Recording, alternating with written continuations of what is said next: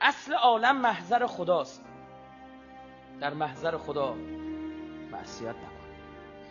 چجوریه میزنن این مکان مجهز به دوربین مدار بسته است، حواستو 6 تن جمع میکنی و میگن اثرش خیلی بالاست، دزدیات و فروشگاه ها کم میشه، چی.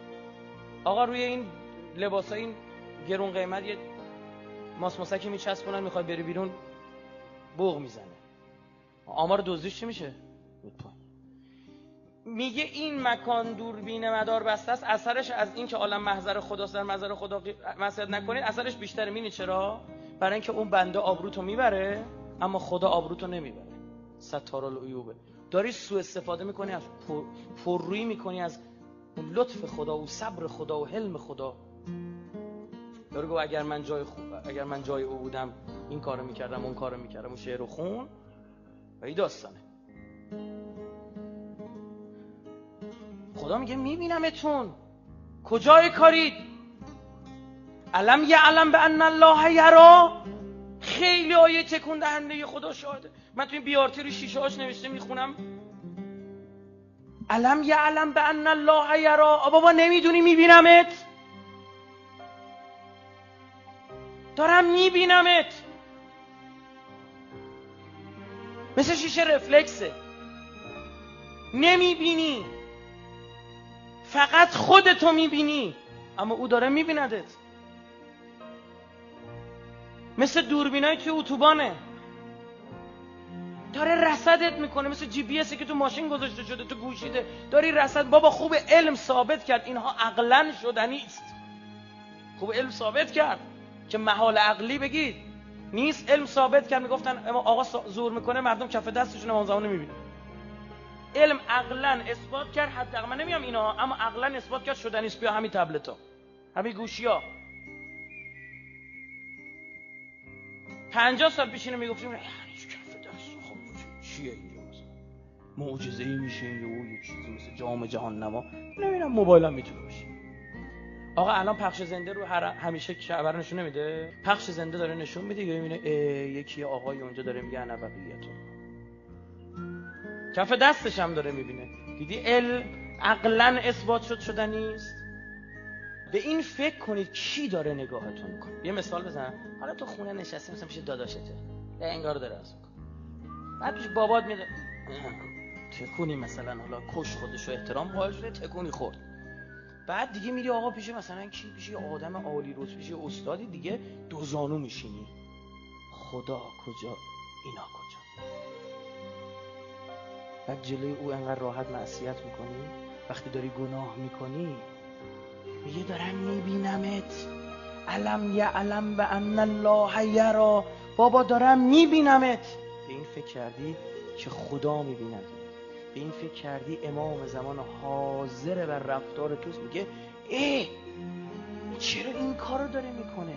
در بسته از فضا، هیچ که نیست، خودتی داره یه گناه شهوانی داره انجام میده. میگه من میبینم تو. چرا مردم خجالت میکشی این کارو بکنی؟ چطور من خجالت نمیکشی؟ فکر کن شیشه رفلکسه. ما رو اندازه شیشه رفلکس قبول داشتیم. مالکم لا ترجون لله وقارا. چی شده؟ دیگه برای خدا وقارم قائل نیستید؟ اندازه شیشه رفلکس هم برای خدا احترام قائل نیستید؟ مالکم چه شده بر شما؟ پس میبینی؟ ببینیم وقتی در مقابل چه کسی داریم گناه میکنیم، کوچکترین گناه ها هم میشه بزرگترین معصیت ها.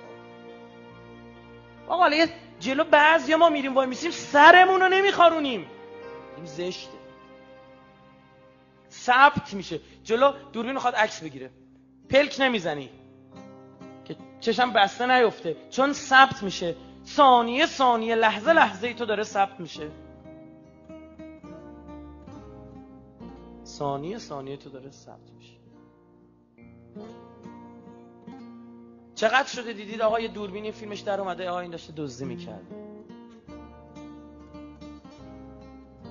اندازه بابا بی انصافیم دیگه. برای خب خیلی آیه قشنگه، مالکم لا ترجون لله وقارا. بابا دیگه برای من خدا وقارم قائل. نحنو خلقناکم، نامردا فلولا تصدقون. با تو مال من بودی، من خلقت کردم، حالا کارت به یه جایی رسیدی که دیگه منو تصدیقم نمی کنی. هست نیست کجاست. عجب.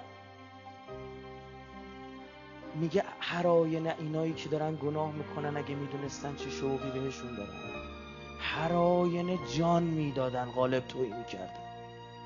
نحن اقرب الیه من حبل الورید، من رگ گردن به تو نزدیک. تو از خودمی، چی کار داری میکنی؟